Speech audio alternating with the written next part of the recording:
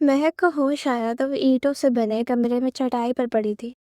इसने उठने की कोशिश की मगर जिस्म ने साथ न दिया, तो वहीं लेटे लेटे कमरे को देखने लगी।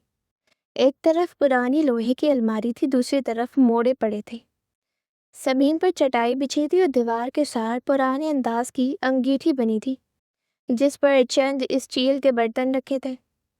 ये मंजर देखकर इसे लगा जैसे वो किसी और जमाने में आ गई हो। महल जैसे घर में रहने वाली महक ने कभी ऐसा सादा और टूटा फूटा कमरा नहीं देखा था।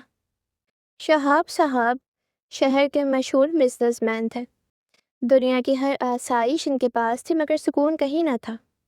दिन भर की थकन के बाद जब घर लौटते तो मोहब्बत से इस्तकबाल करने वाला कोई ना होता। बच्चों को बाप के पैसे उड़ाने से फुर्सत ना थी और सानिया बेगम की पार्टियां ख़त्म होने का नाम नहीं लेती थी। जब कभी भी शहाब साहब के पास बैठती तो या फरमाइशें होती या गिले शिकवे। आज भी शहाब साहब घर पहुंचे तो सानिया बेगम पार्टी के लिए तैयार खड़ी थी। इन्हें देखते ही बोली, डार्लिंग मुझे पार्टी जा रही हूँ, प्लीज़ मीशा को खाना खिला दीजिएगा। वो मुझसे नाराज़ है क्योंकि मैंने इसे अपनी फ्रेंड्स के साथ कनाडा जाने की इजाज़त नहीं दी। और हाँ, हादी काफ़ी दिन से स्पोर्ट्स कार मांग रहा है, इसके डैड से कहें ले दे। एक आप हैं जिनके पास बच्चों के लिए वक्त ही नहीं। ऑफिस और मीटिंग से आपकी दुनिया बन गई है। अच्छा मैं चलती हूँ, मेरी फ्रेंड्स इंतज़ार कर रही होंगी। ये कहकर सानिया बेगम चली गई। शहाब साहब खामोश खड़े सोचते रह गए।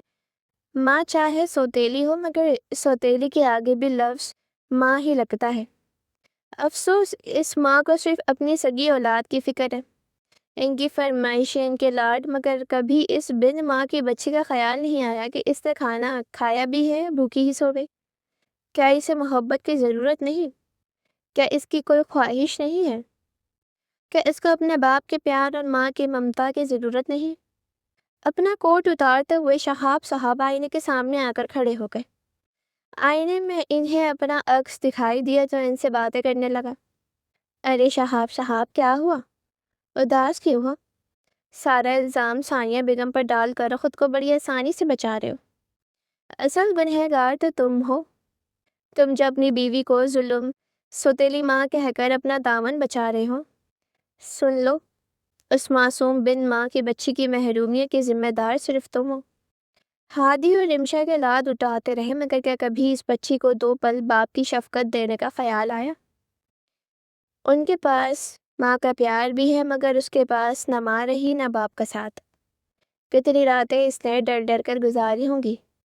ना कोई सीने से लगाकर खौफ दूर करने वाला, ना लोरी सुनाकर सुलाने वाला। तुमने इसका बचपन महरूमियों से भर दिया और अब उसकी जवानी भी तुम्हारी गफलत की नज़र हो रही है। वो बिना वजह डरने लगी है, लोगों से कतराती है, ज़िद्दी और एहसास कमतरी का शिकार हो चुकी है। माँ की मोहब्बत और बाप की शफकत का मतलब ही नहीं जानती और इसे हालत की जिम्मेदार सिर्फ तुम हो, सिर्फ तुम। ये कहते ही आईने में नज़र आने वाला अक्स अचानक गायब हो गया। नहीं, मैं अपनी बेटी को मज़ीद एहसास से महरूमी नहीं होने दूंगा। मैंने इस मासूम को कभी प्यार और खुशी नहीं दी, पर अब मैं इसे सारी दुनिया की खुशियाँ दूंगा। मैं चाहता तो अपनी बेटी को वक्त और मोहब्बत दे सकता था, मुझे सानिया बेगम भी नहीं रोक सकती थी। पर मैंने खुद ही अपनी बेटी को कभी अहमियत नहीं दी। मैं ही बुरा बाप हूँ, सारा कसूर मेरा है। मैं अब अपनी बच्ची की ज़िंदगी को फूलों की मानंद कर दूंगा। मैं इसकी ज़िंदगी खुशियों से भर दूंगा। हाँ हाँ, खुशियों से भर दूंगा। कहते हुए शहाब साहब घुटनों के बल बैठते चले गए। उनके आंसू तवातर से बह रहे थे। आज इन्होंने अपनी ज़िंदगी में पहली बार एक अच्छा फ़ैसला किया था और वो था इनकी बेटी की खुशियों और उसके हक का फ़ैसला। शेबी मोहिउद्दीन की इकलौती औलाद थी और यही वजह थी कि इनकी शेबी में जान बसती थी। शेबी का बचपन गुजरा और वो जवान हो गया, पर मोहिउद्दीन के लिए वो अभी भी एक छोटा सा बच्चा ही था और वो इसके ऐसे ही लाड उठाते थे जैसे वो कोई छोटा बच्चा हो। यही वजह थी कि वो अपनी हर जायज़ और नाजायज़ बात मनवा लेता था। शेबी की वालदा नसीम बेगम शेबी की पैदाइश के वक्त जाए फ़ानी से कूच कर गई थी। एक ये वजह भी थी कि शहाब साहब बेटे को एक्स्ट्रा मोहब्बत देते थे ताकि इससे कभी माँ की कमी महसूस ना हो। पर वो ये नहीं जानते थे کہ ان کا لاڈ پیار ہی ایک دن ان کے بیٹے کو ان کے سامنے لا کر کھڑا کر دے گا۔ مہک اینٹوں سے بنے اس بڑے سے کمرے کو خالی نظروں سے دیکھ رہی تھی۔ اسے سمجھ نہیں آ رہا تھا کہ وہ کہاں ہے۔ سر بری طرح بھاری تھا اور ٹھنڈی زمین پر پڑے رہنے سے جسم ہولے ہولے کانپ رہا تھا۔ دماغ پر زور دیا تو یاد آیا کہ آج سر درد کی وجہ سے وہ کالج نہیں جا سکی تھی۔ گھر میں ویسے بھی کوئی ایسا نہ تھا جو پوچھتا کہ وہ کیوں نہیں گئی۔ شام کو طبیعت مزید بگڑی تو دل گھبرانے لگا، اس لیے وہ خاموشی سے قریبی پارک چلی آئی۔ بچپن سے جب بھی تنہائی سے ستاتی، وہ یا تو اپنی ماں کو یاد کر کے رو لیتی یا پارک میں بچوں کو کھیلتے دیکھ کر دل بہلا لیتی۔ شاید اللہ کے بعد انہی معصوم بچوں کی مسکراہٹ اسے جینے کا حوصلہ دیتی تھی۔ وہ کافی دیر بچوں کو کھیلتے دیکھتی رہی۔ اسے یاد نہیں تھا کہ اس کا اپنا بچپن بھی کبھی ہنستا کھیلتا گزرا ہو۔ بارشوں اور اندھیری راتوں میں وہ ڈری سہمی اپنی ماں کو پکارتی رہتی، مگر اسے سینے سے لگانے والا کوئی نہ ہوتا۔ کون ہوں میں؟ اس گھر میں میری حیثیت کیا ہے؟ آخر کس لیے جی رہی ہوں میں؟ انہی سوچوں میں گم وہ کب پارک کے سنسان حصے میں پہنچ گئی، اسے احساس ہی نہ ہوا۔ اچانک کسی نے پیچھے سے اس کے منہ پر رومال رکھ دیا اور وہ بے ہوش ہو گئی۔ جب آنکھ کھلی تو خود کو ایسے ٹوٹے پھوٹے کمرے میں قید پایا۔ رومان شہاب کی بیوی ثانیہ بیگم کا چھوٹا بھائی تھا۔ ثانیہ بیگم کے کہنے پر شہاب صاحب نے اسے اپنے آفس میں ہی رکھ لیا تھا۔ رومان احمد اوپر سے دکھنے میں جتنا معصوم اور شریف لگتا تھا، اندر سے اتنا ہی برا اور لالچی انسان تھا۔ اس کی نظر ہمیشہ شہاب صاحب کے پیسے پر رہی تھی اور وہ ہمیشہ ہی بہت چالاکی سے آفس سے پیسے نکالنے میں کامیاب ہوتا رہا تھا۔ پر آج کل رومان کے برے دن آئے ہوئے تھے۔ وہ چاہ کر بھی کوئی گھپلا کر کے پیسے نہیں نکال پا رہا تھا۔ اس کی سب تدبیریں الٹی اس کے ہی گلے پڑ رہی تھی۔ اسی وجہ سے آج کل وہ غصے سے پاگل ہوا جا رہا تھا اور جلد از جلد وہ اس کو پکڑنا چاہتا تھا جو اس کی ہر حرکت پر نظر رکھے ہوئے تھا۔ بہت سوچ بچار کے بعد اس نے ایک شیطانی پلان بنایا جس سے وہ ایک بہت بڑی رقم نکلوا سکتا تھا۔ آج جب شیوی کالج سے واپس آیا تو محی الدین نے اسے آواز دے کر اپنے پاس بلا لیا۔ ارے برخوردار، بات سنو۔ جی بابا جانی بولے۔ شیوی نے محبت سے کہا، بیٹا مجھے تم سے ایک ضروری بات کرنی ہے اور مجھے امید ہے کہ تم میری بات کا مان رکھو گے۔ جی میرے پیارے بابا جانی، آج تک آپ کی کوئی بات ٹالی ہے جو اب میں نہ کروں گا؟ فرمائیے کیا حکم ہے؟ محی الدین مسکرائے پھر بولے، بیٹا برسوں پہلے میری بچپن کی دوست مالک ابراہیم اور ان کی بیوی ایک کار حادثے میں انتقال کر گئے تھے۔ سب یہی سمجھتے رہے کہ ان کی 2 سالہ بیٹی ملیحہ بھی ان کے ساتھ تھی، مگر آج ان کا پرانا باورچی ملا تو معلوم ہوا کہ ملیحہ اس وقت گھر پر تھی۔ وہ اسے اپنے گاؤں لے گیا کیونکہ کوئی رشتہ دار اسے اپنانے کو تیار نہ تھا۔ اس نے اور اس کی بیوی نے بے اولاد ہونے کے باعث اسے اپنی بیٹی کی طرح پالا، مگر اب بیوی کا انتقال ہو چکا ہے اور وہ خود بھی بوڑھا اور بیمار ہے۔ اس لیے آج صبح ملیحہ کو میرے پاس چھوڑ گیا۔ میں اپنے دوست کی امانت کو در بدر نہیں ہونے دے سکتا، مگر ایک جوان لڑکی کو یوں گھر میں رکھنا بھی مناسب نہیں۔ اس لیے میں نے فیصلہ کیا کہ آج شام تمہارا اور ملیحہ کا نکاح کروا دوں تاکہ وہ پورے حق سے اس گھر میں رہ سکے۔ یہ سن کر شیوی کو دھچکا لگا، مگر اس نے اپنے جذبات ظاہر نہیں کیے۔ وہ اپنے باپ سے بے حد محبت کرتا تھا، اس لیے بغیر بحث کے راضی ہو گیا اور اسی شام سادگی سے دونوں کا نکاح ہو گیا۔ مہک پریشان سوچوں میں گم تھی کہ اچانک دروازہ دھڑام سے کھلا اور ایک آدمی اندر داخل ہوا۔ بہت آرام کر لیا؟ اب اٹھو اور یہ جوڑا پہن کر تیار ہو جاؤ۔ اس نے سرخ جوڑا اس کے قریب پھینکا۔ کون ہو تم؟ اور مجھے یہاں کیوں لائے ہو؟ میں نے کیا بگاڑا ہے تمہارا؟ مہک نے خوف سے اٹھتے ہوئے پوچھا۔ وہ آدمی غصے سے بولا، زیادہ سوال کیے تو جان سے مار دوں گا۔ اگر زندگی پیاری ہے تو چپ چاپ جوڑا پہن لو اور میرے صاحب سے نکاح کر لو۔ یہ سن کر مہک کے قدموں تلے زمین نکل گئی۔ کون ہے تمہارے صاحب اور مجھے سے شادی کی کرنا چاہتا ہے؟ زیادہ سوال مت کرو، 10 منٹ بعد میرے صاحب قاضی اور گواہوں کے ساتھ آئیں گے۔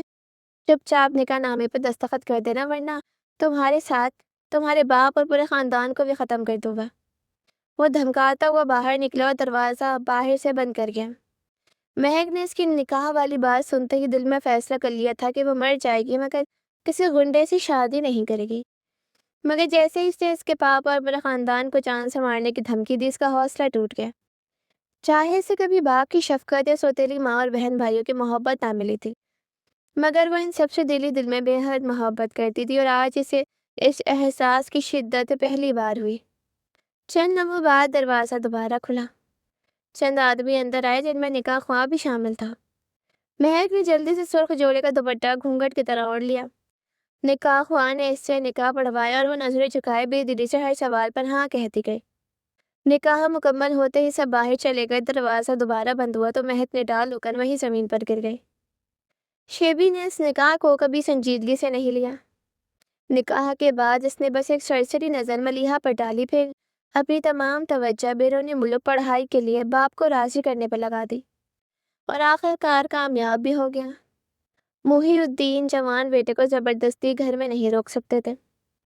ویسے بھی شیبی نے بغیر کسی بحث کے اپنی زندگی کا سب سے بڑا فیصلہ ان کے سپرد کر کے ملیحہ سے نکاح کر لیا تھا، اور یہی فرمانبرداری ان کے لیے بہت تھی۔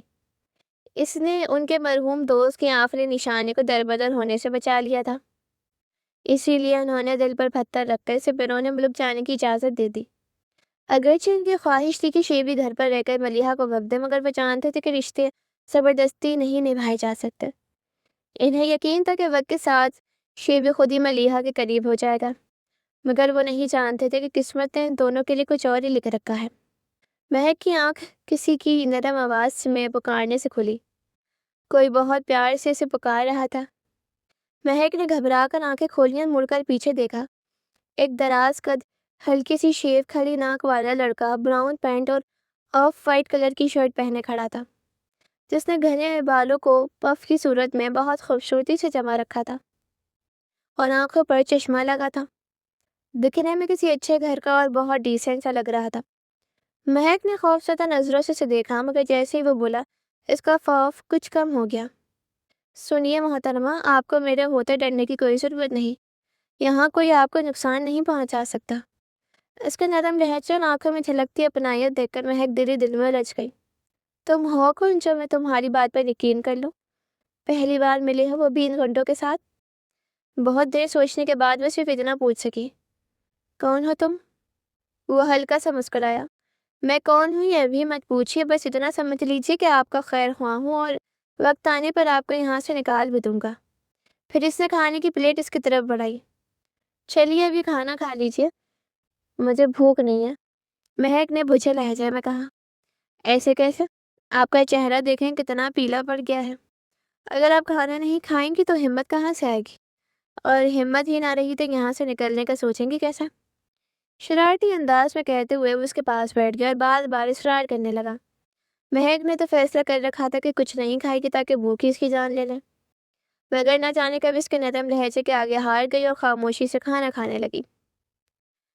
بالآخر رومان کی شیطانی دماغ نے اسے ایک راستہ دکھا ہی دیا جس سے وہ شہاب صاحب سے ایک بڑی رقم نکلوانے میں کامیاب ہو سکتا تھا۔ رومان نے کرائے کے چند ہونڈے لیے اور انہیں اپنا پلان سمجھانے لگا۔ دیکھو، یہ ہے شہاب صاحب کی کوٹھی۔ یہاں سے صبح کے وقت سفید یونیفارم میں ایک لڑکی نکلے گی کالج جانے کے لیے۔ تم لوگوں نے اس کو اغوا کر کے میرے اڈے پر پہنچانا ہے، اور ہاں دھیان رہے کہ لڑکی تم لوگوں کا چہرہ نہ دیکھ پائے۔ بہت چالاکی سے کام انجام دینا ہے، سمجھے؟ غلطی کی کوئی گنجائش نہیں، ورنہ مجھے تو تم لوگ اچھے سے جانتے ہی ہو۔ رومان نے سخت لہجے میں کہا۔ جی جی صاحب، آپ بے فکر رہیے، ہم سب کام بڑے طریقے سے کریں گے اور کسی کو آپ پہ شک بھی نہیں ہوگا، ایک موٹے سے غنڈے نے شیطانی مسکراہٹ کے ساتھ کہا۔ گڈ، چلو اب سب اپنے اپنے کام پر لگ جاؤ، کہتا ہوا رومان واپسی کے لیے چل پڑا اور ان میں سے ایک گنڈے کو شہاب صاحب کی کوٹھی کے باہر نظر رکھنے کے لیے بھیجا۔ شیبی کی بیرون ملک جانے کی تمام تیاریاں مکمل تھی، بس ایک رات کا فاصلہ باقی تھا۔ وہ بے حد خوش تھا۔ صبح اس نے سارا دن اپنے بابا محی الدین کے ساتھ گزارا، مگر شام ہوتے ہی دوستوں سے ملنے کے بہانے اپنی پسندیدہ جگہ چلا گیا، جہاں وہ اپنے امیر زادے دوستوں کے ساتھ رات گئے تک شراب نوشی کرتا رہا۔ تقریباً 2 بجے نشے کی حالت میں گھر پہنچا۔ ہمیشہ کی طرح وہ آدھی رات کو آیا تاکہ اس کے بابا اسے اس حال میں نہ دیکھ سکے۔ لڑکھڑاتے ہوئے کمرے میں داخل ہوا اور سیدھا بستر پر گر گیا۔ جیسے کروٹ بدلی تو نائٹ بلب کی مدھم روشنی میں ملیحہ کو سکون سے سوتے دیکھا اور چند لمحے خاموشی سے اسے دیکھتا رہ گیا۔ صبح آنکھ کھلی تو کمرہ خالی تھا۔ وہ تیار ہو کر ناشتے کی میز پر آیا، بابا سے ملا، مگر ملیحہ کو مکمل نظر انداز کرتے ہوئے روانہ ہو گیا۔ ملیحہ جانتی تھی کہ یہ نکاح شیبی کی مرضی سے نہیں ہوا، مگر رات اس کی خاموش موجودگی نے اس کے دل میں ایک امید جگا دی تھی۔ اگلی صبح اس کی بے رخی نے وہ امید بھی دھندلا دی۔ پھر بھی اس نے خود کو یہی کہہ کر تسلی دی کہ شاید وہ جلدی میں تھا، آخر اس کی فلائٹ کا وقت بھی تو ہو رہا تھا۔ اگلی صبح وہی لڑکا دوبارہ ناشتہ لے کر آیا، ہمیشہ کی طرح اپنے نرم لہجے اور اچھے اخلاق سے اس نے مہک کو باتوں میں لگایا اور کھانا کھلا دیا۔ آپ کا نام کیا ہے؟ مہک نے جھجکتے ہوئے پوچھا۔ وہ ہلکا سا مسکرایا۔ آپ مجھے میر کہہ سکتی ہیں۔ میر پلیز بتائیں مجھے یہاں کون لایا اور کیوں؟ معاف کیجیے، ابھی میں یہ سب نہیں بتا سکتا، میری بھی کچھ مجبوریاں ہیں۔ بس اتنا یقین رکھیں کہ میرے ہوتے آپ کو کوئی نقصان نہیں پہنچے گا، میں ہر حال میں آپ کا خیر خواہ ہوں۔ اس کے پورے اعتماد لہجے میں نہ جانے کیا بات تھی کہ مہک بے اختیار اس کی باتوں پر یقین کرنے لگی۔ اگر واقعی میرے خیر خواہ ہیں تو پلیز مجھے یہاں سے نکال دیں، میرا یہاں دم گھٹتا ہے، مہک نے بے بسی سے کہا۔ میر نے افسوس سے سر ہلایا۔ ابھی یہ ممکن نہیں، بہت خطرہ ہے، مگر وعدہ کرتا ہوں صحیح وقت آنے پر آپ کو باحفاظت آپ کے گھر پہنچا دوں گا۔ یہ کہہ کر وہ مسکراتا ہوا چلا گیا۔ اس کے جاتے ہی مہک تلخی سے مسکرائی۔ میرے لیے کون پریشان ہوگا؟ اس گھر والوں نے تو شاید شکر ہی کیا ہوگا، میں تو ویسے ہی ان پر ایک بوجھ تھی۔ یہ سوچتے ہوئے دوبارہ چٹائی پر لیٹ گئی۔ آنسو بہاتے بہاتے نہ جانے کب مہک کی آنکھ لگ گئی۔ شام کو دروازہ کھلنے کی آواز سے اس کی نیند ٹوٹی۔ اس نے دیکھا میر اندر آ رہا تھا۔ وہ فوراً اٹھ بیٹھی اور اپنا دوپٹہ سنبھالنے لگی۔ السلام علیکم میم، کیسی ہیں آپ؟ اکیلے بور تو نہیں ہوئی؟ میر نے مسکرا کر پوچھا۔ آپ کسی کو قید کر کے پوچھ رہے ہیں کہ وہ بور تو نہیں ہوئی؟ مہک نے طنزیہ لہجے میں کہا۔ میر ایک لمحے کو شرمندہ ہو گیا، پھر ماحول بدلنے کے لیے بولا، چلیے کھانا کھا لیتے ہیں، مجھے بھوک نہیں۔ اچھا پھر کوئی گیم کھیلتے ہیں؟ کرکٹ؟ اس بند کمرے میں؟ مہک نے اسے عجیب نظروں سے دیکھا۔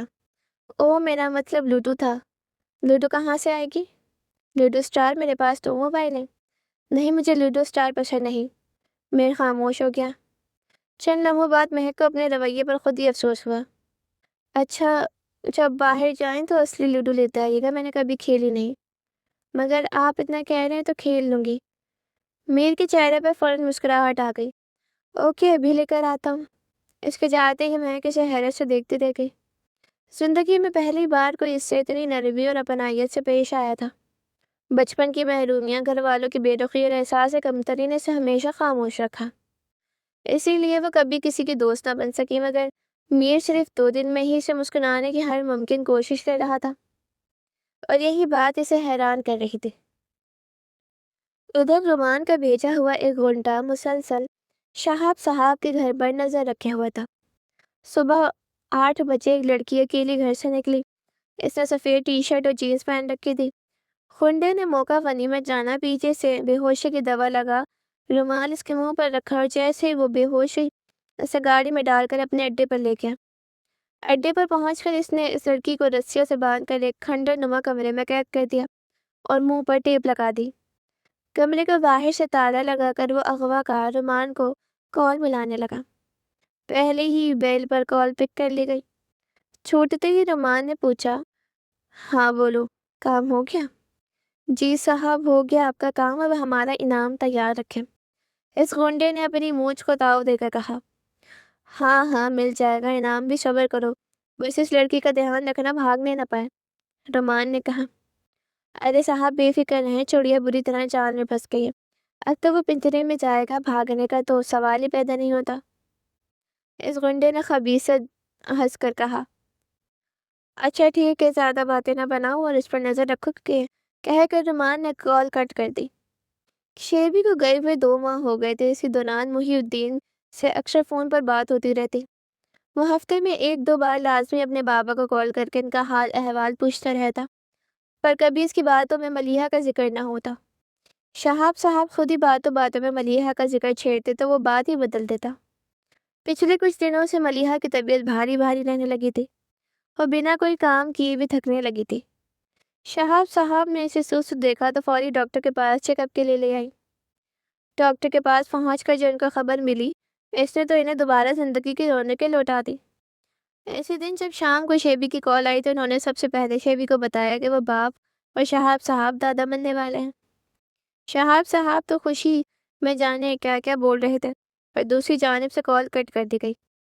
پہلے تو شہاب صاحب کال کٹنے پر حیران ہوئے، بعد میں انہیں یہ سوچ کر اطمینان ہو گیا کہ شاید لائن کٹ ہو گئی ہوگی، پر انہیں یہ نہیں پتا تھا لائن کٹی نہیں بلکہ کاٹی گئی تھی۔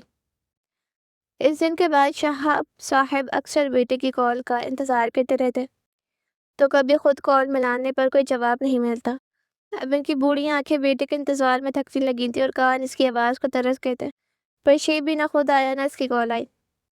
آج بھی میر صبح ناشتہ لے کر آیا، کھانے کے ساتھ ساتھ وہ اپنی باتوں سے مہک کا دل بہلانے کی کوشش کرتا رہا اور شام کو دوبارہ آنے کا کہہ کر چلا گیا۔ مہک قید میں ضرور تھی، مگر میر جیسا خوش اخلاق اور عزت دینے والا انسان اسے پہلی بار ملا تھا۔ اس کی آنکھوں کی چمک، اس کی اچھائی اور لہجے کی نرمی اس کی ہمدردی کا پتہ دیتی تھی۔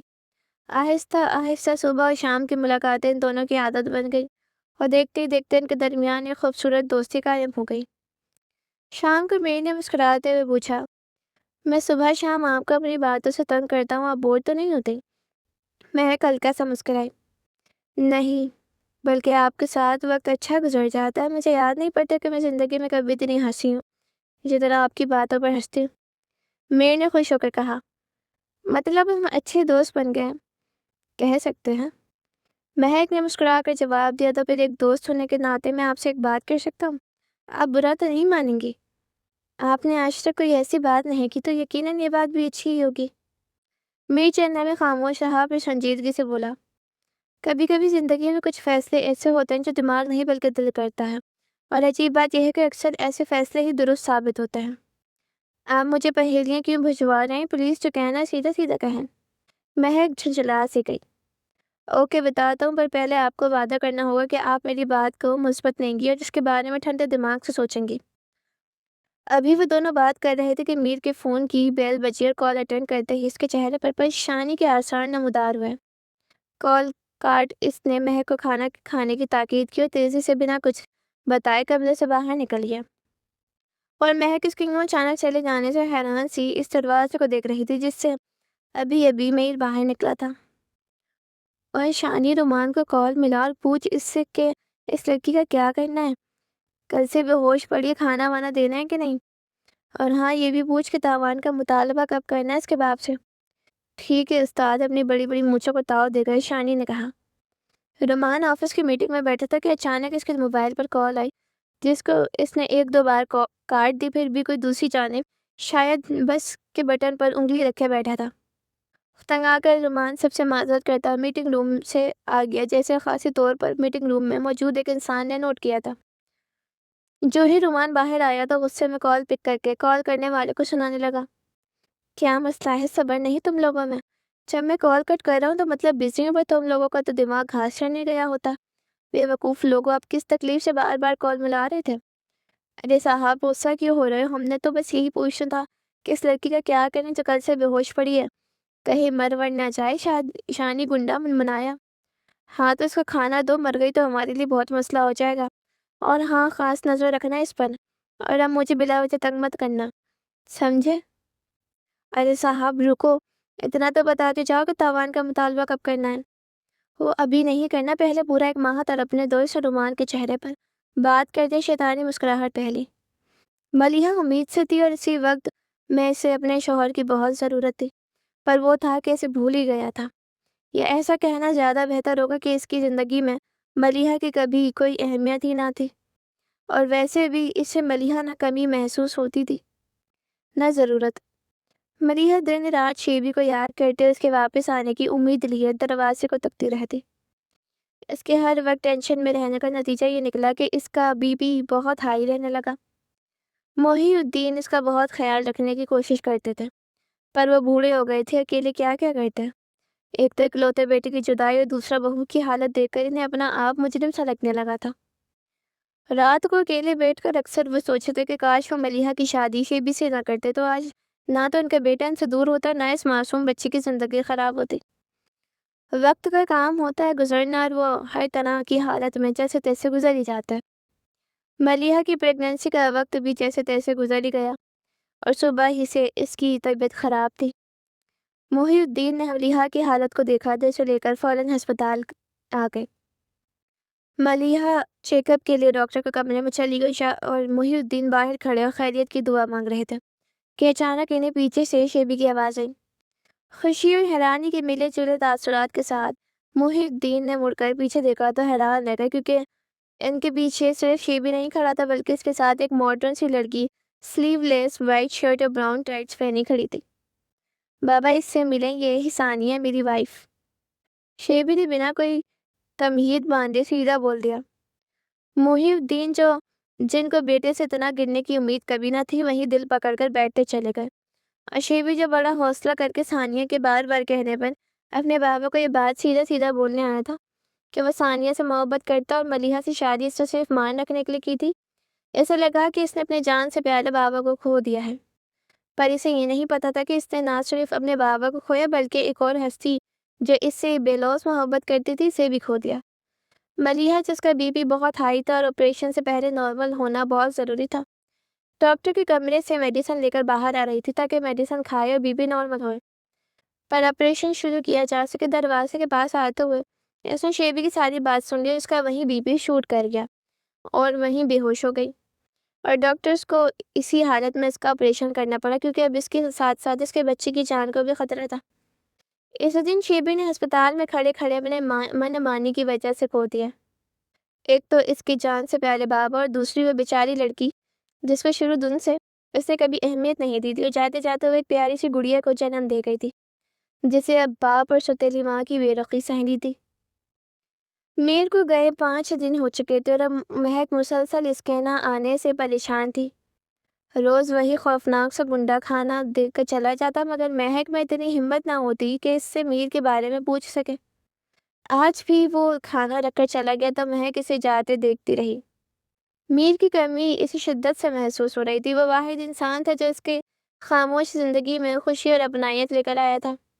یہی سوچتے سوچتے اس کی آنکھوں سے آنسو بہنے لگے۔ وہ گھٹنوں میں سر دیے رو رہی تھی کہ اچانک دروازہ کھلا، سر اٹھا تو سامنے میر کھڑا تھا۔ میر کو دیکھتے ہی میں بے اختیار اس کے پاس گئی۔ کہاں رہ گئے تھے آپ؟ آپ کو اندازہ بھی ہے میں کتنی پریشان رہی۔ اپنی باتوں کا احساس ہوتے ہی وہ تھوڑی شرمندہ ہوئی۔ حقیقت یہ تھی کہ زندگی میں پہلی بار کسی نے اسے اتنی توجہ اور عزت دی تھی، اس لیے چند دنوں میں ہی وہ میر کی عادی ہو گئی تھی۔ میر نے نرمی سے کہا، میں معذرت چاہتا ہوں، کچھ ضروری کام آ گیا تھا اس لیے نہیں آ سکا۔ جی کوئی بات نہیں، بس آپ کی خیر خبر نہیں تھی اس لیے تھوڑی اداس ہو گئی تھی۔ آپ مجھ سے ناراض ہیں؟ میر نے اس کی آنکھوں میں دیکھتے ہوئے پوچھا۔ نہیں، مجھے کوئی حق نہیں آپ سے ناراض ہونے کا، میر نے دھیمی آواز میں کہا۔ اب تو صرف آپ کو ہی حق ہے مجھ پر۔ مہک نے چونک کر پوچھا، کیا کہا آپ نے؟ میر فوراً سنبھلا۔ میں نے تو کچھ نہیں کہا۔ نہیں جی، آپ نے ابھی کہا ہے کہ آپ ہی کو تو حق ہے مجھ پر، صرف بات ہے، اس کا مطلب بتائیں۔ مہک بچے کی طرح ضد کرنے لگی۔ اف بول کر پھنس گیا میر۔ اب تو میر نے دل میں سوچا، وہ اب میری اتنی اچھی فرینڈ جو بن گئی ہو اس لیے، اور دوستوں کو تو حق ہوتا ہے اپنے دوست پر، بس یہ کہا میں نے کہ آپ دوست ہو میری، آپ کو حق ہے مجھ پر، بس میں نے جلدی سے بات بتائی۔ اوہ اچھا، معصوم سی میں فوراً ہی اس کی بات بتانے کو سچ سمجھ گئی، اور اس کے کبھی ضد اور کبھی فوراً مان جانے والی عادت نہیں میر کا دل چرا لیا تھا۔ اچھا بتائیں، آپ نے کھانا کھا لیا؟ میر نے بات بدلی۔ جی دل نہیں کر رہا تھا کھانے کو، پر اب آپ آ گئے تو مل کر کھاتے ہیں ہم دونوں، مہک نے خوش ہوتے ہوئے کہا۔ ہاں جی، مل کر کھائیں گے، پر ہم دونوں نہیں، ہم تینوں، میر نے مسکرا کر کہا تو مہک اس کی بات سن کر الجھن کا شکار ہوئی۔ ہم تینوں مطلب؟ بتاتا ہوں، پر پہلے آپ وعدہ کریں آپ میری بات توجہ سے سنیں گے۔ اور پچھلی بار مجھے ضروری کال آ گئی تھی جس کی وجہ سے مجھے جانا پڑا تھا۔ مہک اب آپ وعدہ کریں گی تو ہی بات شروع کروں گا میں۔ اتنا کہہ کر میر چپ ہو گیا۔ میر آپ نے میرا اتنا خیال رکھا، اتنا تو کوئی اپنا بھی خیال نہیں کرتا جتنا آپ نے میرے لیے کیا۔ میں آپ کی بات سنوں گی بھی اور عمل بھی کروں گی، ایک اچھے دوست کی طرح۔ مہک نے بہت ہی عزت کے ساتھ کہا، اور وہ شخص عزت دیے جانے کے قابل بھی تھا۔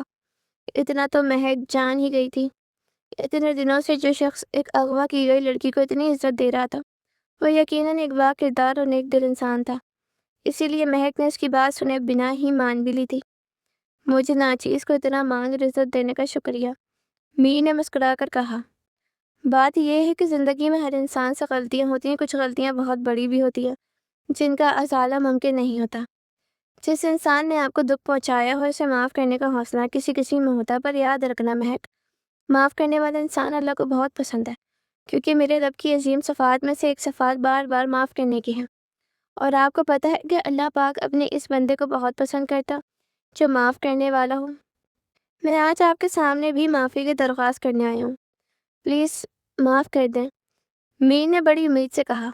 آپ کیا کہہ رہے ہیں؟ مجھے کچھ سمجھ نہیں آ رہا، آخر کس کو معاف کر دوں میں؟ مہک نے نہ سمجھی کے عالم میں کہا۔ اپنے بابا کو، دھیمی آواز میں کہہ کر میر نے سر جھکا لیا۔ کچھ دیر خاموش رہنے کے بعد میر نے دوبارہ بات شروع کی۔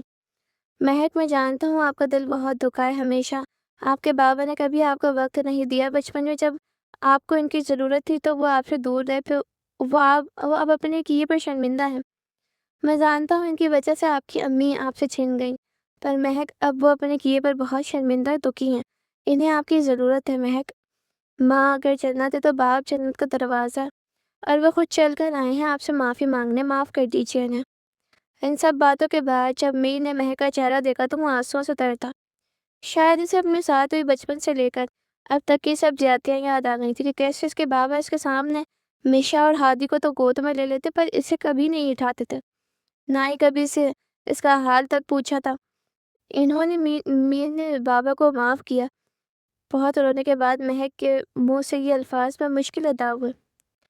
میر اسی وقت اٹھا اور کمرے سے باہر نکل گیا۔ تھوڑی دیر بعد جب وہ واپس آیا تو اس کے ساتھ مہک کے بابا شہاب بھی تھے۔ مہک سر جھکا کر بیٹھی تھی کہ اچانک اسے اپنے سر پر کسی کے ہاتھ رکھنے کا احساس ہوا۔ ایسے سر اٹھا کر دیکھا تو اس کے سامنے اس کے بابا کھڑے تھے۔ بنا کچھ بولے انہوں نے مہک کو سینے سے لگا لیا، اور مہک جو بچپن سے جوانی تک باپ کی شفقت کو ترسی تھی اپنے بابا کے سینے میں منہ چھپا کر پھوٹ پھوٹ کر رو دی۔ بیٹا اپنے باپ کو معاف کر دو، میں تمہارا مجرم ہوں، میری وجہ سے تم سے تمہاری ماں دور ہو گئی، پتہ نہیں وہ مجھے روز ہمیشہ معاف کرے گی کہ نہیں۔ کم از کم تم تو اپنے بابا کو معاف کر دو بیٹا، میں اپنے کیے کی سزا بھگت رہا ہوں۔ تمہاری ماں کے جانے کے بعد مجھے کبھی سکون میسر ہی نہ آیا۔ یہ مکافات عمل ہی ہے کہ میں نے اس کی قدر نہیں کی، اور آج سلمیٰ بیگم میری قدر نہیں کرتی۔ میں بہت اکیلا محسوس کرتا ہوں بیٹا، بہت دکھی ہوں، اپنے بابا اور ملیحہ کا دل دکھانے کی سزا مل رہی ہے، مجھے معاف کر دو، معاف کر دو، معاف کر دو۔ بولتے بولتے شہاب صاحب کی آواز رند گئی اور گھٹنوں کے بل بیٹھ کر انہوں نے مہک کے آگے ہاتھ جوڑ دیے۔ اپنے بابا کے جڑے ہاتھوں کو دیکھ کر مہک تڑپ کر رہ گئی اور روتے ہوئے آگے بڑھ کر ان کے ہاتھوں پر بوسہ دیا۔ بابا آپ مجھے گناہ گار نہ کریں، پلیز، میں نے آپ کو معاف کیا، مہک نے ان کے ہاتھوں کو آنکھوں سے لگا کر کہا۔ چلے بس اب کوئی نہیں روئے گا اور ہم سب مل کر کھانا کھائیں گے اور خوب ساری باتیں کریں گے۔ میر جو کب سے کھڑا یہ ساری کارروائی خاموشی سے دیکھ رہا تھا بیچ میں بول پڑا۔ جی بالکل، مہک نے اپنے اور اپنے بابا کے آنسو پوچھ کر کہا۔ میشا کی عادت بچپن ہی سے بہت خراب تھی، ماں باپ کے لاڈ پیار نے اس کو بگاڑ کر رکھ دیا تھا، جس کی وجہ سے وہ اکثر کسی نہ کسی بات پر ضد کر کے ناراض ہو جاتی تھی۔ آج بھی صبح ہی صبح وہ اپنے ماما ثانیہ بیگم سے الجھ رہی تھی۔ ماما آپ نے مجھے کینیڈا نہیں جانے دیا، اور ہادی بھائی کو ایک بار کہنے پر اسپورٹس کار لی دی، مجھے سے تو آپ کو بالکل بھی پیار نہیں، میری کوئی بات نہیں مانی جاتی اس گھر میں۔ میشا بیٹا کے پاگل پن ہے بیٹا، میرا دل نہیں مانا اپنی لاڈلی بیٹی کو خود سے دور کرنے کو۔ ہاں ہاں سیدھا کہیں کہ میں آپ کے اعتبار کے قابل ہی نہیں، مجھے آپ سے اس ٹاپک پر بات ہی نہیں کرنی چاہیے تھی۔ میں جا رہی ہوں۔ کہاں جا رہی ہو؟ ثانیہ بیگم نے پوچھا۔ باہر میں جا رہی ہوں، میشا بدتمیزی سے کہتی وہاں سے نکل گئی، اور ثانیہ بیگم کو لگا کہ وہ ناراض ہو کر اپنے لاہور والے گھر چلی گئی، کیونکہ وہ اکثر ناراض ہو کر لاہور چلی جاتی تھی، جہاں شہاب کا ایک اور بنگلہ تھا، جہاں نمشا اکثر ناراض ہو کر چلی جاتی تھی اور موڈ ٹھیک ہونے پر خود ہی لوٹ آتی تھی۔ اسی لیے ثانیہ بیگم نے اسے روکا نہیں کہ موڈ ٹھیک ہونے پر خود ہی آ جائے گی، پر اس بار ایسا نہیں ہوا۔ میشا ایک بار گئی تو لوٹی ہی نہیں، اور گھر والے یہی سمجھتے رہے کہ وہ کینیڈا کے کالج میں ملے تھے۔ لاہور والے بنگلے میں ہے۔ ثانیہ اور شیبی کینیڈا کے کالج میں ملے تھے۔ گو کہ ثانیہ بہت امیر گھرانے سے تعلق نہیں رکھتی تھی، پر کہتے ہیں نا پیار اندھا ہوتا ہے۔ کچھ عرصے میں ہی شیبی کو اس سے محبت ہو گئی۔ پھر شادی کے لیے ثانیہ نے یہ شرط رکھی کہ وہ پہلے اپنی پہلی بیوی کو طلاق دے اور یہ بات سیدھا سیدھا اپنے بابا سے بول دے کہ وہ ملیحہ سے نہیں بلکہ ثانیہ سے محبت کرتا ہے۔ شیبی کا دل تو نہیں مان رہا تھا کہ اپنے بابا کا دکھ کھائے، پر دل کے ہاتھوں مجبور کہ اس نے ثانیہ سے کورٹ میرج کر کے یہ انتہائی قدم بھی اٹھا لیا، جس کے نتیجے میں اس نے اپنی جان سے پیارے بابا اور معصوم سی ملیحہ کو بھی کھو دیا۔ اپنی کل کائنات، اپنے بابا اور معصوم سی ملیحہ کی موت سے شیبی کو بڑا دھچکا تو لگا، پر وقتی طور پر اپنی پسند کی لڑکی کے ساتھ اس سے سب کچھ بھلا دیا تھا۔ ننھی سی جان مہک کو اس نے شروع دن سے ہی نوکروں کے حوالے کر دیا تھا اور گھر کی ملازمہ ہی اس کی دیکھ بھال کرتی تھی۔ خود شیبی نے اپنی دوسری بیوی ثانیہ بیگم کے ڈر سے کبھی مہک کو وقت ہی نہیں دیا۔ وقت گزرنے لگا، شیبی کے ہاں 2 بچے پیدا ہوئے اور وہ ان میں گم ہو کے مہک کو بالکل ہی بھول گیا۔ وقت کے ساتھ ساتھ ثانیہ بیگم کے پیار میں بھی کمی آنے لگی اور وہ شیبی کو بس پیسہ کمانے کی مشین سمجھنے لگی۔ تب شیبی کو پتہ چلا کہ اس نے اپنے بابا اور ملیحہ کی صورت میں اپنا سب کچھ کھو دیا ہے۔ بچے جوان ہو گئے، لوگ شیبی کو شہاب صاحب کے نام سے جاننے لگے۔ ان کے بابا محی الدین نے اپنے بیٹے کے لیے ایک بڑا کاروبار چھوڑا تھا، جسے ان کے بعد شہاب صاحب نے بہت اچھے سے سنبھال لیا تھا۔ ثانیہ بیگم کے والدین ان کے بچپن میں ہی فوت ہو گئے تھے۔ ان سے چھوٹا ان کا ایک بھائی رومان تھا، جن کی شادی کو بعد شہاب صاحب نے اپنے ہی پاس رکھ لیا تھا۔ جیسے ہی اس کی تعلیم مکمل ہوئی تو اسے ثانیہ بیگم کے کہنے پر شہاب صاحب نے اپنے ساتھ اپنے آفس میں رکھ لیا۔ شامل ملک شہاب صاحب کے بچپن کے دوست ملک ابراہیم کا اکلوتا بیٹا تھا، جو اپنی تعلیم مکمل کر کے کچھ عرصہ پہلے ہی انگلینڈ سے لوٹا تھا، اور شہاب صاحب کے کہنے پر ملک ابراہیم نے اسے شہاب صاحب کے آفس بھیج دیا تھا۔ شاہ میر کے کہنے پر شہاب صاحب نے آفس میں کسی سے بھی شاہ میر کا تعارف نہیں کروایا تھا، کیونکہ پچھلے کچھ عرصے میں کاروبار میں لگاتار نقصان ہو رہا تھا اور شہاب صاحب کو کچھ سمجھ نہیں آ رہا تھا کہ ان سب کے پیچھے کس کا ہاتھ ہے۔ اس بات کا ذکر جب انہوں نے ملک ابراہیم سے کیا تو انہوں نے مشورہ دیا کہ ان کے بیٹے شاہ میر ملک کو اپنے ساتھ آفس لے جاؤ، وہ بہت سمجھدار ہے، وہ خود ہی نقصان کی وجہ ڈھونڈ لے گا، پر کسی کو یہ نہ بتانا کہ وہ تمہارے دوست کا بیٹا ہے، بلکہ سب سے یہی کہنا ہے کہ یہ جاب کے لیے آیا ہے، غریب لڑکا ہے اور اس کا تعلق ایک گاؤں سے ہے، تاکہ کسی کو اس پر شک نہ ہو۔ شاہ میر کو جب شہاب صاحب نے دیکھا تو ان کے دل میں خواہش پیدا ہوئی، جس کا اظہار انہوں نے ملک ابراہیم سے بلا جھجک کر دیا۔ دراصل ان کو شاہ میر اپنی بیٹی مہک کے لیے پسند آیا تھا اور ملک ابراہیم بھی اس دوستی کو رشتہ داری میں بدلنے کی خواہش رکھتے تھے۔ انہی دنوں شاہ میر ملک کو پتہ چلا کہ رومان ہی ہے جو آفس میں پیسے کا ہیر پھیر کرتا ہے اور ان کی بیٹی مہک کو اغوا کرنے کا گھٹیا پلان بنائے بیٹھا ہے۔ وہیں شہاب صاحب اور ملک ابراہیم نے مل کر سوچا کہ اس سے پہلے رومان کوئی چال چلے، وہ خود ہی مہک کو اغوا کرنے کا ڈرامہ رچائیں گے اور مہک سے شاہ میر کا نکاح کر دیں گے، اور صحیح وقت آنے پر مہک کو سب کچھ سچ سچ بتا دیں گے۔ اور یہی ساری بات آج کھانا کھاتے ہوئے شہاب صاحب نے جب مہک کو بتائی کہ میر ہی اس کا شوہر شاہ میر ملک ہے، جس سے وہ خوفزدہ ہونے کی وجہ سے نکاح کے وقت دیکھ نہیں پائی تھی، تو مہک کے چہرے پر خوشی اور ناراضگی کے ملے جلے تاثرات تھے۔ میر پہلے ہی کسی کام کا بہانہ کر کے وہاں سے جا چکا تھا تاکہ شہاب صاحب ساری بات مہک کو آرام سے بتا سکیں۔ چلو بیٹا گھر چلیں۔ شہاب صاحب کے کہنے پر مہک اٹھ کھڑی ہوئی اور اس کے کمرے سے نکل کر اپنے بابا کے ساتھ گھر آ گئی، پر اس کا دل ایسے ٹوٹے پھوٹے کچے سے کمرے میں اس کے ساتھ لوڈو کھیلتے، اس سے باتیں کرتے اور بار بار پر اسے ہنسانے والے میر میں رہ گیا۔ مہک گھر آئی تو کسی نے یہ پوچھنے کی زحمت نہیں کی کہ وہ اتنا دن کہاں تھی، کسی کو ویسے بھی اس کی پرواہ کہاں تھی۔ شہاب صاحب نے اسے ابھی کسی کو کچھ بتانے سے منع کیا تھا۔ آج مہک کو گھر آئے 2 دن ہو گئے تھے اور جب سے وہ گھر آئی تھی اس کا کسی چیز میں دل ہی نہیں لگ رہا تھا۔ اسے وہ مہربان بار بار یاد آ رہا تھا جو اسے جینا سکھا کے خود اسے بھول گیا تھا۔ مہک نے ذہن پر زور دیا تو اسے یاد آیا کہ جب نکاح خواہ نے سے پوچھا تھا کہ شاہ میر ملک ولد ملک ابراہیم قبول ہے، تب وہ غیر دماغی سے ان کے ہاں میں ہاں ملاتی رہی تھی۔ کچھ وہ ڈر ہی اتنا گئی تھی کہ اسے غور کرنے کا موقع ہی نہ ملا کہ اس کے شوہر کا نام شاہ میر ہے اور اس کے ساتھ گھنٹوں باتیں کرنے والا انسان کا نام میر، وہ دونوں ایک ہی شخص کا نام ہے۔ وہ کیوں سمجھ نہیں پائی تھی؟ یہ سوچ کر ابھی سے اپنی بے وقوفی پر غصہ آ رہا تھا اور اپنی قسمت پر رشک کہ اس کی قسمت میں اتنا اچھا اور رحم دل انسان لکھا تھا۔ مہک انہی سوچوں میں گم تھی کہ اچانک اس کے موبائل پر ایک انجان نمبر سے کال آئی، جو اس نے بنا دیکھے ہی اٹینڈ کر کے موبائل کون سے لگا لیا۔ کیسی ہے مسز شاہ ملک؟ دوسری جانب کو ایک گمبھیر لہجے میں بولا۔ مہک پہلے تو پہچان نہیں پائی۔ کون؟ مہک نے حیران ہو کر پوچھا۔ میں وہی جس کی بنا آپ اکثر اداس رہتی ہیں، جو آپ کو ایک دن نہ دکھے تو آپ رونے لگتی ہیں۔ ایک بات کہوں، اب تو ادھر بھی یہی حال ہے۔ آپ 2 دن سے نہیں دکھے اور دل نادان تڑپ رہا ہے۔ بتائیں اس دل کا کیا کروں؟ آ جائیں نا بیگم صاحبہ۔ اب دلہن بن کر اپنے میر کی غریب خانے پر دوسری جانب بولنے والے نے جب میر کا نام لیا تو مہک کو سمجھ آئی کہ کال پر میر ہے۔ اف، یہ میر کو کیا ہو گیا؟ یہ کیسی باتیں کر رہے ہیں مجھ سے؟ مہک کے دل کی دھڑکنیں ایک دم سے بے ترتیب ہوئیں جب اسے کچھ نہ سمجھ آئی۔ اس نے کال کاٹ کر موبائل ہی آف کر دیا۔ عصر کی اذان ہوئی تو نماز کے بعد دعا مانگتے ہوئے مہک کی آنکھیں بھیگ گئی۔ بہت دیر سے ہی صحیح پر اس کے بابا کا شفقت بھرا ہاتھ اس کے سر پر آیا اور اتنا اچھا جیون ساتھی ملا۔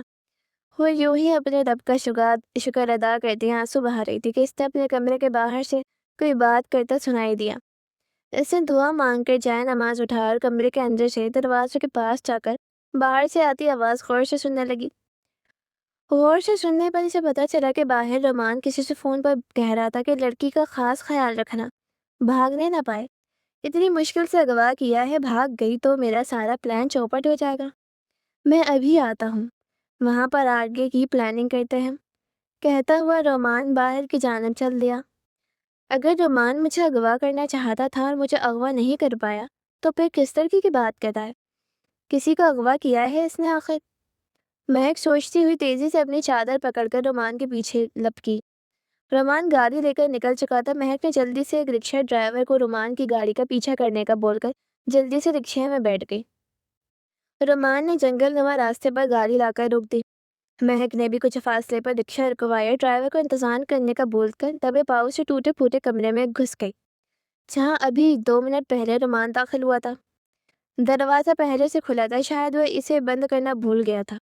مہک دبے پاؤں اندر آئی تو دائیں طرف کے کمرے سے رومان کی آواز آئی۔ سنو، اب شہاب صاحب کو فون کر کے تاوان کا مطالبہ کرو، ویسے بھی بڈھا اتنے پیسے دبا کر بیٹھا، کچھ پیسے نکال لے گا تو مر نہیں جائے گا۔ مہک جو باہر کھڑی ان کی باتیں سن رہی تھی، اس کے لیے اپنے بابا کے خلاف اتنی گہری گری ہوئی باتیں سننا مشکل ہو گیا۔ یہ وہی رومان تھا جنہیں شہاب صاحب نے بیٹوں کی طرح پالا تھا، اور آج وہی انسان ان کے بارے میں اتنی گری ہوئی باتیں کر رہا تھا۔ مہک کے دماغ نے کام کیا اور باتیں صرف بنے کمرے کی طرف دیکھا جس کی کنڈی باہر سے لگی تھی۔ اس نے جلدی سے آگے بڑھ کر اس کنڈی کو کھولا اور اندر داخل ہوئی تو اندر کا منظر اسے حیران کرنے کے لیے کافی تھا۔ سامنے اس کی بہن مشا رسیوں سے بندھی تھی۔ اف میرے خدا، یہ انسان اتنا بھی گر سکتا ہے۔ میں تو چلو سوتیلی ہوں، پر مشا تو اس کی سگی بھانجی ہے۔ اس نے پیسے کھیل لیے، اپنی ہی گھر کی عزت کو اغوا کر پا لیا۔ یہ سب سوچ کر مہک کا دماغ گھوم گیا۔ اس نے آگے بڑھ کے جلدی سے مشا کے ہاتھ کھولے اور نیم بہوشی سے مشا کو سہارا دے کر باہر لے آئی، اور باہر نکلتے ہوئے مہک نے ایک عقل بندی کا کام کیا کہ واپس اس کمرے کی کنڈی لگا دی تاکہ فوراً ان گنڈوں کو شک نہ ہو کہ یہاں کوئی آیا تھا۔ مشا کو سہارا دیے تیز تیز قدموں سے چلتی مہک رکشے تک آئی اور اس کو جلدی واپس چلنے کا بول کر بیٹھ گئی۔ مشا کو اس نے اپنے کندھے سے لگا کر بٹھا لیا تھا کیونکہ نازک سی رمشا اتنے دن بندے رہنے سے بہت گھبرا گئی، اور مشا جو اب تک چپ تھی پھوٹ پھوٹ کر رو دی۔ کیا ہوا مشا؟ گھبراؤ نہیں، ہم وہاں سے نکل آئے ہیں، گھر بھی آنے والا ہے۔ مہک کتنے بڑے دل کی مالک تھی کہ آج اپنی اس بہن کو نہ صرف بچا کے لائی تھی بلکہ چپ بھی کروا رہی تھی۔ اتنی دیر میں گھر آ گئی اور دونوں بہنیں گھر میں داخل ہوئیں تو ثانیہ بیگم لون میں بیٹھی ہی مل گئیں۔ مشا بھاگتی ہوئی ماں کے پاس گئی اور ان کے گلے لگ کر خوب روئی۔ کیا ہوا میری جان، تم کہاں تھی اتنے دن سے اور رو کیوں رہی ہو؟ کیا تمہیں کسی نے کچھ کہا ہے؟ ثانیہ بیگم نے پاس کھڑی مہک کو ناگواری سے دیکھ کر کہا، اور مہک ان کی ناگواری کو محسوس کرتے ہوئے اپنے کمرے میں چلی گئی۔ مشا نے ان کو روتے ہوئے بتایا کہ اس کے ساتھ کیا ہوا اور کس نے اس کی جان بچائی۔ رومان گھر آیا تو اس کو ویلکم کرنے کے لیے سامنے لان میں پولیس بیٹھی تھی اور سب گھر کے افراد بھی لان میں ہی بیٹھے تھے۔ رومان گھر میں داخل ہوتے ہی تھٹک گیا۔ خیریت ہے، ہمارے گھر پولیس کیوں آئی ہے؟ رومان نے خود کو نارمل دکھانے کی ایکٹنگ کرتے ہوئے کہا۔ آپ سے خاص ملاقات کے لیے آئے ہیں ہم، انسپکٹر نے آگے بڑھ کر اسے ہتھکڑی پہناتے ہوئے کہا۔ کیا بدتمیزی ہے یہ، کس جرم میں گرفتار کر رہے ہیں مجھے؟ بولتے ہوئے رومان کی زبان بھی اس کا ساتھ نہیں دے رہی تھی۔ اپنی ہی بھانجی کو اغوا کرنے کے جرم میں اریسٹ کر رہے ہیں ہم آپ کو رومان صاحب؟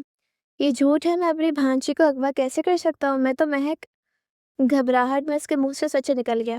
ثانیہ بیگم جو کب سے خطبے ضبط کیے کھڑی تھی آگے بڑھی اور روتے ہوئے اپنے اکلوتے بھائی کے منہ پر سناٹے دار تھپڑ مار کر بولی، تم کو میں نے بھائی سے بڑھ کر اولاد کی طرح پالا اور تم اتنا گر گئے کہ اپنی ہی بھانجی کو غنڈوں سے اغوا کروا لیا؟ آستین کا سانپ ہو تمہیں تو اپنی بہن کے گھر کی عزت کا خیال تک نہ آیا۔ بتاؤ کس چیز کی کمی رہنے دی تھی میں نے تم کو جو تم اتنا گر گئے؟ غصے اور غم کی شدت سے ثانیہ بیگم کی آواز پھٹ رہی تھی۔ آپ ہی سنیں، اگر آپ کو سچ پتہ چل ہی گیا ہے تو یہ بھی سن لیں کہ میں نے تو مہک کو اغوا کروایا تھا۔ مجھے نہیں پتا تھا کہ میرے بھیجے ہوئے غنڈے مہک کے بجائے مشا کو اغوا کر کے لے گئے، کیونکہ میں نے اب تک شکل ہی نہیں دیکھی تھی کمرے میں جا کر۔ اب تک میں یہی سمجھتا رہا کہ مہک ہی ہماری قید میں، مجھے معاف کر دیں پلیز آپ ہی، مجھے سے غلطی ہو گئی، میں لالچ میں آ گیا تھا۔ بس رومان، بس میرا ہی گناہ ہے، میں نے ہی خطا کار ہوں۔ پہلے میری خود غرضی نے اس معصوم بچی سے اس کی ماں چھین لی، اور پھر میں نے کبھی اسے بچپن سے لے کر اب تک ماں کا پیار نہیں دیا۔ میں نے ہمیشہ مشا اور مہک میں فرق کیا، اور آج اسی بچی نے میری بیٹی کو بچایا موت کے منہ سے۔ لے جائیے انسپکٹر صاحب اس کو یہاں سے، میں اس کی شکل تک نہیں دیکھنا چاہتی، ثانیہ بیگم نے چلا کر کہا۔ پولیس روتے گڑگڑاتے معافیا مانگتے رومان کو اپنے ساتھ لے گئی، اور ثانیہ بیگم شدت غم سے نڈھال ہو کر وہیں زمین پر بیٹھ گئی۔ مہک نے ان کی حالت دیکھی تو فوراً آگے بڑھ کر انہیں تھام لیا۔ مجھے معاف کر دو بیٹا، میں جانتی ہوں کہ معافی کے قابل نہیں، پر میرا اللہ جانتا ہے میرے آنسو ندامت کے آنسو ہیں۔ اللہ کا واسطہ مجھے معاف کر دو، معاف کر دو۔ آج ثانیہ بیگم کو اپنی کی ہوئی زیادتیوں کا احساس ہو رہا تھا، اور وہ نہ صرف اپنے کیے پہ شرمندہ تھی بلکہ سچے دل سے معافی بھی مانگ رہی تھی۔ مہک ایک بڑے دل کی مالک ماں کی بیٹی تھی، اس کا دل بھی ملیحہ کی طرح صاف تھا۔ ثانیہ بیگم کے ایک بار معافی مانگنے پر اس کا دل پگھل گیا، اور اس نے ان کو اللہ کے نام پر معاف کر دیا۔ آنٹی پلیز آپ ہاتھ مت چھوڑیں، آپ مجھ سے بڑی ہیں، مجھے شرمندہ مت کریں، پلیز آپ اپنے کیے پر شرمندہ ہیں، اور جب انسان اپنے کیے پر سچے دل سے شرمندہ ہو تو اللہ بھی معاف کر دیتا ہے۔ میں تو پھر انسان ہوں، میں نے آپ کو معاف کیا۔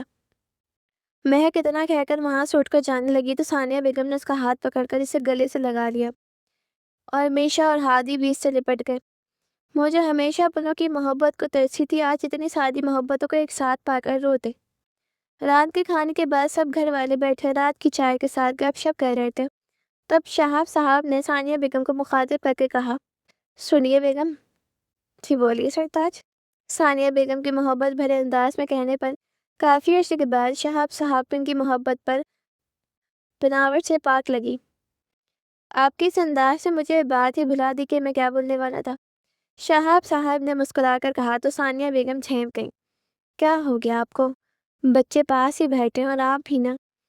ارے بیگم شروع بھی تو آپ نے ہی کیا تھا، شہاب صاحب نے شرارتاً کہا تو پاس پھٹے تینوں بہن بھائی مہک، رمشا اور ہادی ان کی پیار بھری نوک جھونک دیکھ کر مسکرائے بنا نہ رہ سکے۔ چلیں بس اب بتا بھی دیں کہ آپ کیا کہنے والے تھے، سلمیٰ بیگم نے مسکرا کر پوچھا۔ ہاں یاد آیا، وہ ملک ابراہیم کی بار بار کال آ رہی، وہ رخصتی کا پوچھ رہے ہیں، کیا بولوں ان کو؟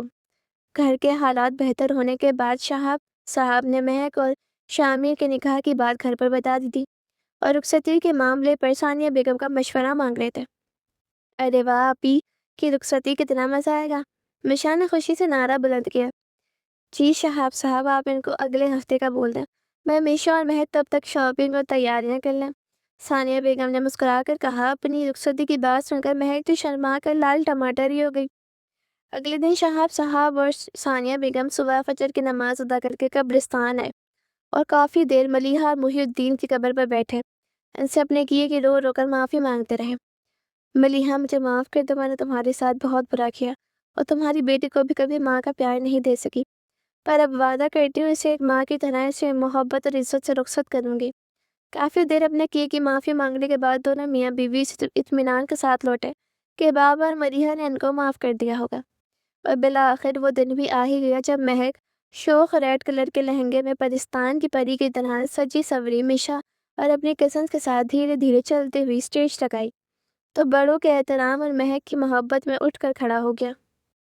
اور آگے بڑھ کر مہک کا ہاتھ تھام لیا اور اسے اپنے ساتھ اسٹیج پر لا کر بٹھا دیا۔ شامیر کے ہاتھ میں ہاتھ دے کر مہک تو جیسے وائبریشن موڈ پر لگ گئی۔ میر نے جب مہک کی گھبراہٹ دیکھی تو دھیرے سے اس کا ہاتھ چھوڑ دیا۔ بہت ساری دعاؤں اور محبت کے سائے میں مہک رخصت ہو کر ملک ہاؤس آ گئی۔ شامیر کی کزنس چھیڑ چھاڑ کرتی ہوئی ہنستی مسکراتی مہک کو شامیر کے کمرے تک یہ کہہ کر چھوڑ گئی کہ اب آپ خود ہی جائیں اپنے کمرے میں، ہمیں تو سخت نیند آ رہی ہے۔ اب شامیر کے کمرے کے باہر کھڑی مہک کے تو ہاتھ پاؤں پھول رہے۔ اندر جانے سے ایک عجیب سی جھجک محسوس ہو رہی تھی۔ اسے کافی دیر اسی طرح کھڑے رہنے کے بعد مہک نے ہمت کر کے دروازہ کھولا اور ڈرتے ڈرتے اندر داخل ہو گئی۔ جیسے ہی اس نے اندر قدم رکھا تو دروازہ خود بخود لاک ہو گیا اور کمرے میں ہر طرف خوب اندھیرا دیکھ کر مہک کی تو جان ہی نکل گئی، کیونکہ اسے اندھیرے سے بہت ڈر لگتا تھا۔ میر کہاں ہیں آپ؟ پلیز مجھ سے بات کریں، مجھے اندھیرے سے بہت خوف آتا ہے۔ مہک یوں ہی ڈری ڈری سے کھڑی تھی کہ ایک دم اچانک سے کمرے کی لائٹس آن ہوئی تو مہک کے کمرے کا منظر دیکھ کر حیران رہ گئی۔ کمرے میں ہر طرف گلاب کے پھولوں کے بیچ مہک اور میر کی تصویریں تھیں، جس میں کہیں وہ لوڈو کھیلتے ہوئے چیٹنگ کرنے پر میر سے جھگڑ رہی تھی تو کہیں میر کے کسی لطیفے پر کھلکھلا کر ہنس رہی تھی۔ مہک نے سوچا بھی نہیں تھا کہ شامل اس کا اس انداز میں ویلکم کرے گا۔ مہک خوشی سے یوں ہی پورے کمرے کو دیکھ رہی تھی کہ اچانک پیچھے سے کسی نے دھیرے سے اسے اپنے حصار میں لیا اور کان میں سرگوشی کی کہ کیسا لگا آپ کو میرا ویلکم کرنا۔ مہک نے مڑ کر پیچھے دیکھا تو زیادہ دیر شامل کے جذبے لٹاتی آنکھوں میں دیکھ نہیں پائی اور اس کے چوڑے سینے میں سر چھپا کر بولی، بہت اچھا، بالکل آپ کی طرح۔ اور میر اس کی اس معصوم ادا پر مسکرا کر رہ گیا۔ اچھا سنیے، میر نے اس کے کان میں کہا۔ جی بولیں، مہک نے یوں اس کے سینے میں منہ چھپاتے ہوئے کہا، کیونکہ میر کی آنکھوں میں دیکھنا اس وقت اسے دنیا کا سب سے مشکل کام لگ رہا تھا۔ وعدہ کریں آپ آج کے بعد کبھی نہیں روئیں گی اور ہمیشہ مسکراتی رہیں گی؟ میر نے محبت سے کہا۔ میں وعدہ کرتی ہوں کہ ساری عمر آپ کی ہر بات مانوں گی، اب خوش؟ مہک نے بچے کی طرح سر ہلا کر کہا اور میر اس کی اس معصومیت پر کھلکھلا کر ہنس دیا۔